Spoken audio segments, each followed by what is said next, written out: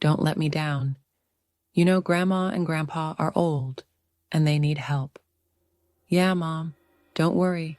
Everything will be fine.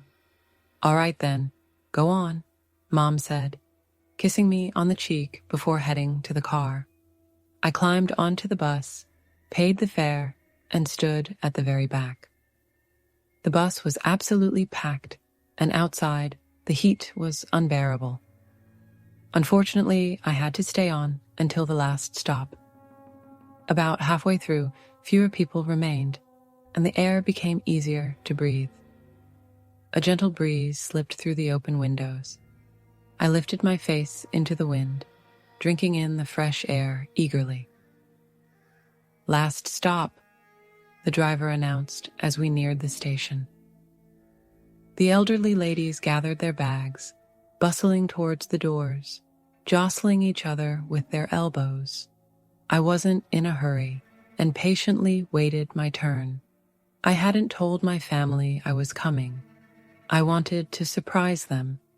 As I neared the gate, I saw Grandpa sitting on the porch, smoking. "Grandpa, let me have one too," I called as I stepped into the yard. "Well, look who's here. Grandma, your grandson has arrived." We hugged tightly, and I caught the familiar scent of his cigarette smoke.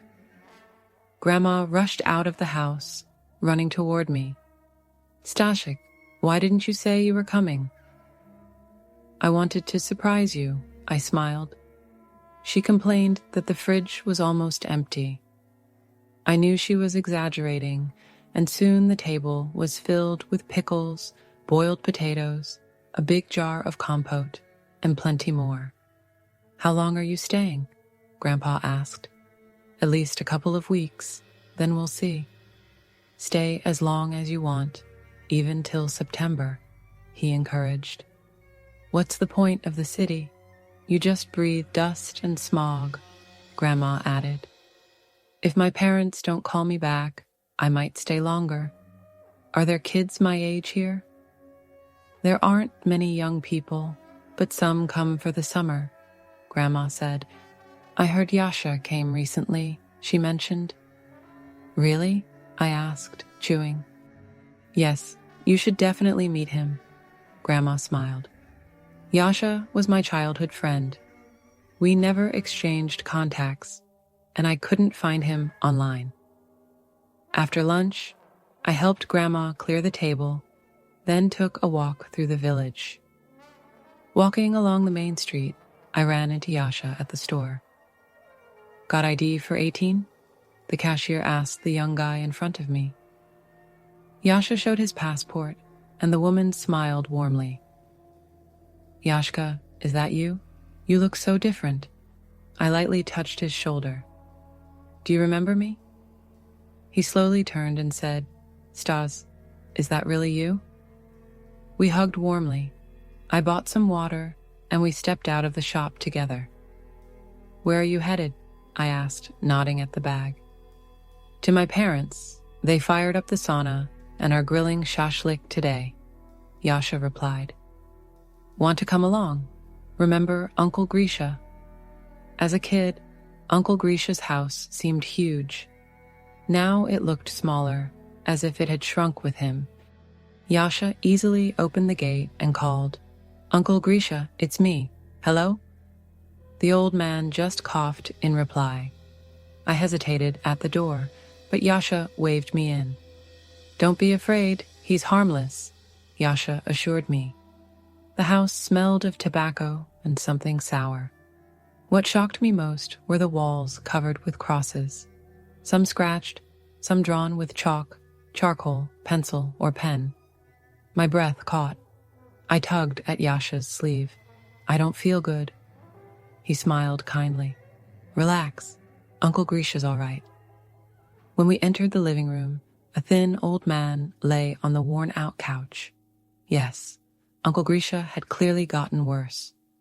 We shook hands, and his frail palm barely gripped mine. My fear turned to pity. I offered to help clean the house, and though Yasha wasn't thrilled, he didn't refuse. We spent a couple of hours tidying up. Throughout, Uncle Grisha didn't say a word.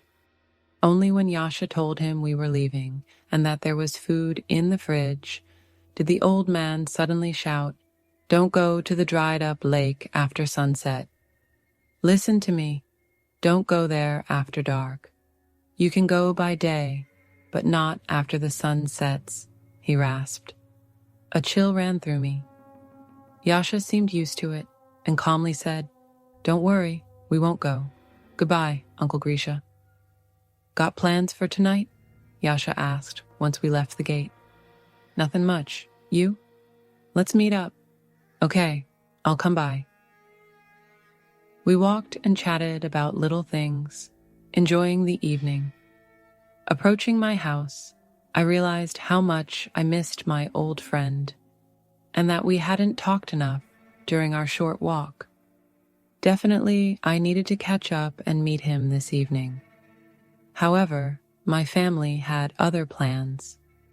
Grandpa grilled fish over the fire, Grandma brought out her homemade tinctures, and we spent the evening in a small family circle. But just in case, I asked beforehand if I could see Yashka later if they went to bed early. Grandma and Grandpa agreed, but things didn't go as planned. I was the first one to pass out. Grandma's tincture turned out to be quite strong. It went down like juice, and I ended up drinking too much that night, not even remembering how I fell asleep. Before dawn, Grandma woke me up saying, "Wake up, your friend is here. He says he really wants to see you." "Come on, don't hesitate. Get up," she urged. I rubbed the sleep from my eyes, sat up, and slowly made my way outside. Yasha was standing by the gate, looking worried. He was shivering as if from cold and nervously scanning the surroundings. "Hey, you came by yesterday?" "Yeah," he muttered. "Sorry, I drank a bit too much and passed out without noticing." "It's okay, forget about it. Something happened yesterday. Tell me." "You won't believe what I saw," he said. "Go ahead, tell me," I urged him. "Well, in the evening, my family was grilling shashlik. We all drank together. I went to you, but Uncle Yura said you were already seeing your 10th dream. I got bored since Mom and Dad were fighting. Going home was not an option. Then I remembered what Uncle Grisha told us. Don't go to the dried-up lake. I was trying to piece together yesterday's events and remember what Yasha said. So I got drunk and decided to go to that lake. Don't ask why, I was just bored. And then guess what I saw? There was a woman in black walking back and forth. I thought she was someone from the village. I didn't care much, just kept going closer. She turned around and looked at me. She seemed like an ordinary woman, even attractive. But then her face started changing. Her eyebrows curved unnaturally, her pupil widened, and her eyeball turned completely black. Her mouth stretched wide, looking like a huge hole. I was frozen watching it, but then I ran away as fast as I could. I managed to run about 3 meters before she blocked my way. Then I stopped, looked around quietly, and spoke in a whisper. Suddenly, it seemed like she multiplied. 2 more appeared on her sides, then more, and they started circling around me. My head spun, I threw up, and then passed out. Before losing consciousness, I saw they all crossed me. But it wasn't a regular cross. It was drawn from bottom to top, or something like that. That's all. As soon as I came to, I ran straight to you. I was stunned by his story, especially the last part about the crosses. It reminded me of Uncle Grisha's house, where everything was covered in crosses. I stared at him silently for a few seconds, trying to process what I'd heard, then asked, "Didn't your parents look for you?" No missed calls on the phone. They told me to come by in the morning. Besides, they were totally drunk. All right, don't worry about it. I think the locals are just messing with you. You drank a lot yourself. Most likely, it was all just a hallucination. Go home, get some sleep, and I'll try to find out what this all means at my place. Can you walk me back? I'm still shaking, Yasha pleaded. Sure, I'll just tell Grandma. On our way back, I kept watching Yasha closely, but didn't notice anything unusual. However, when we passed by the church, he suddenly crossed himself. I grabbed his sleeve and asked, "What are you doing?" "Never mind. It's just fear. Now I'm even more scared," he said. We walked the rest of the way in silence, and I couldn't help but glance around nervously. That day, the old folks didn't let me rest properly. They immediately put me to work. I spent most of the day in the garden, along with other household chores. The next day was pretty much the same. I didn't leave the yard for several days after that. Then, during dinner, Grandpa said, "Help in the garden early tomorrow, and then go to the river with Yashka. It's supposed to be hot." "Yashka, huh? I wonder how he's doing," I thought, but said nothing out loud, just agreeing with Grandpa. The next day, I was determined to visit my friend. Honestly, I was scared. Not sure exactly why, but my gut was telling me something bad would happen. I got to Yasha's house, opened the gate, and immediately saw him standing on the porch, holding a cigarette. Just one look at him sent a chill down my spine. My friend held a cigarette stub between his fingers. Some ash still clung to it, while the rest fell in small gray clumps on the porch. His gaze was empty, as if he didn't even notice me. We stared at each other for about half a minute before I went over and shook him sharply by the shoulders. "Oh, what's wrong?" he exclaimed. "I was just lost in thought," he said. But the way he said "just" struck me oddly. It reminded me of the crazy Uncle Grisha's words. "Repeat what you said," I pressed. "I said I was lost in thought." "How are you doing? Are you okay?" I asked anxiously. "No, I can't sleep properly." His words eased my mind a little. Maybe it was just lack of sleep, but it felt wrong to compare him to a seriously ill old man. "Let's go for a walk," I suggested. At my invitation, he perked up a bit, flicked the cigarette butt into a can, and we stepped outside. Yasha looked like a student during exams. No sleep, stressed out. I tried to distract him from his dark thoughts and lectured him a bit. "You need to take care of yourself. Try talking to a doctor. Talk to your parents, or at least Grandma. Maybe she can help." He nodded like a puppet, but suddenly stopped and crossed himself again when he saw the church. Then I noticed he was making the wrong sign of the cross in the air.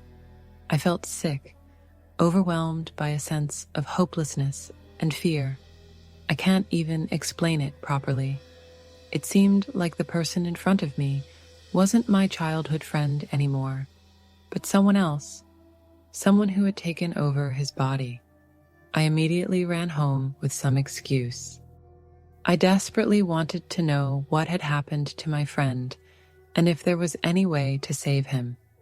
Grandma was home, so I rushed to the kitchen to ask her. When she saw me, she froze. "What's wrong, grandson?" she asked. "You've lived here your whole life. Tell me, why shouldn't anyone go to the dried-up lake?" "Did you go there, fool?"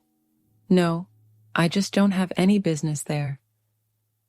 I know you're grown up now, but I'll still give you a good scolding and send you back to the city."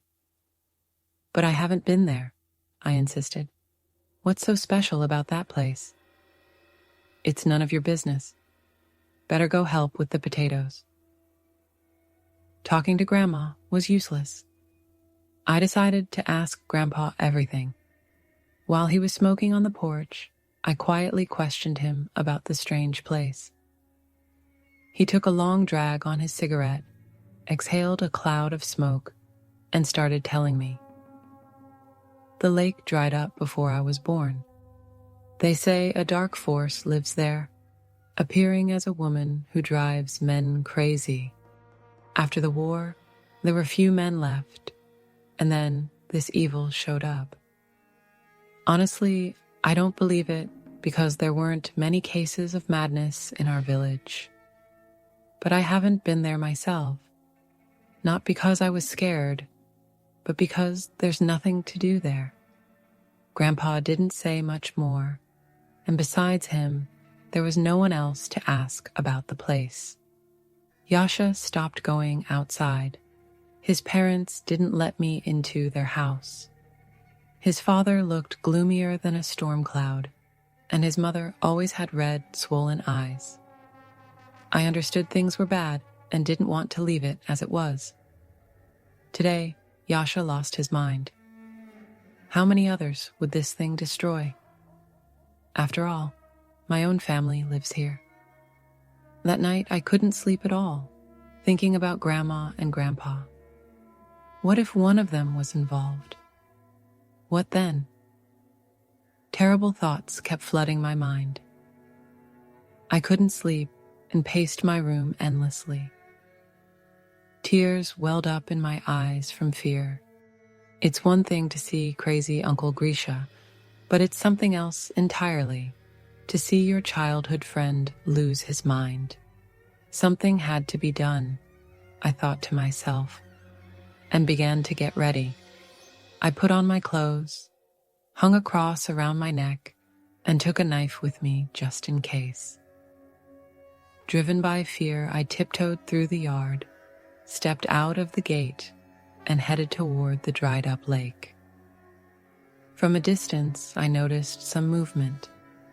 As I got closer, I realized a dark figure dressed in black was pacing back and forth, as if waiting for someone. I tried to sneak up on her quietly and slash her throat with the knife, but I couldn't bring myself to do it. The figure in black turned around. Before me stood a beautiful woman.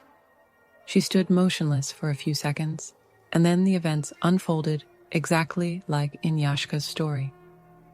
Her face began to change.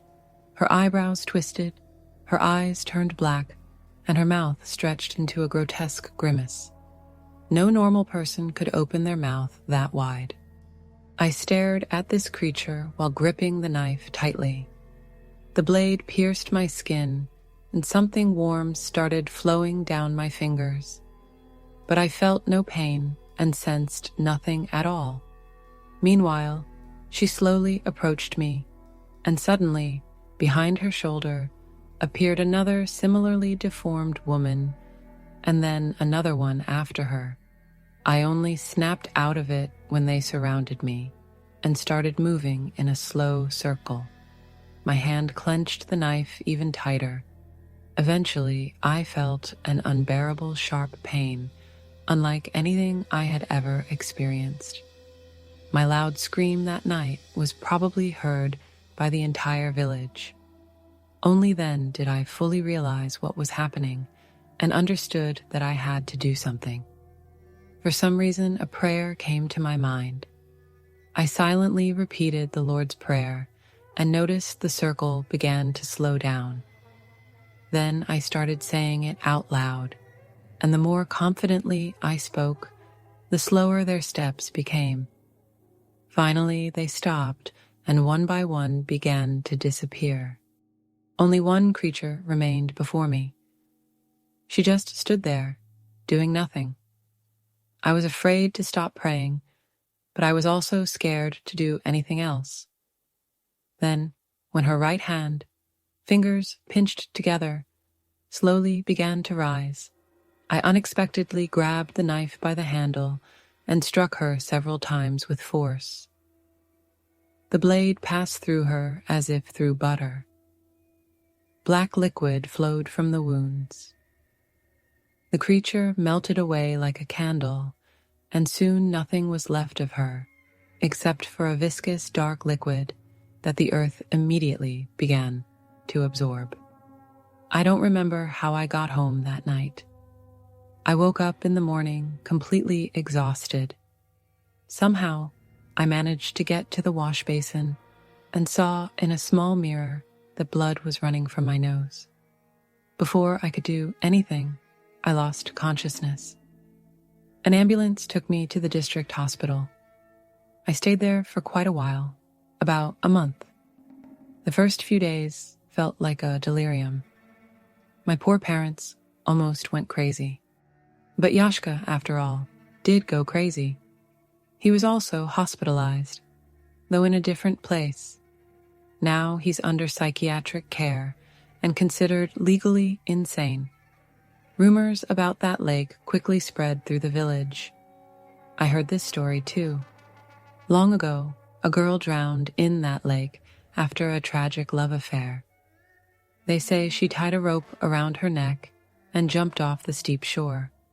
Apparently, she stayed there, only in a different form. When the war started, many people lost their minds. At that time, no one really paid attention to it. But after the war ended, the villagers quickly understood what was going on. The local priest supposedly blessed the lake, but it did no good. So people began to avoid that place, and eventually it was forgotten. Later, they started going there again, though cautiously. They tried not to stay there after dark, but for some reason Uncle Grisha lingered too long, and Yashka got bored and wanted to check it out himself. Well, now he has.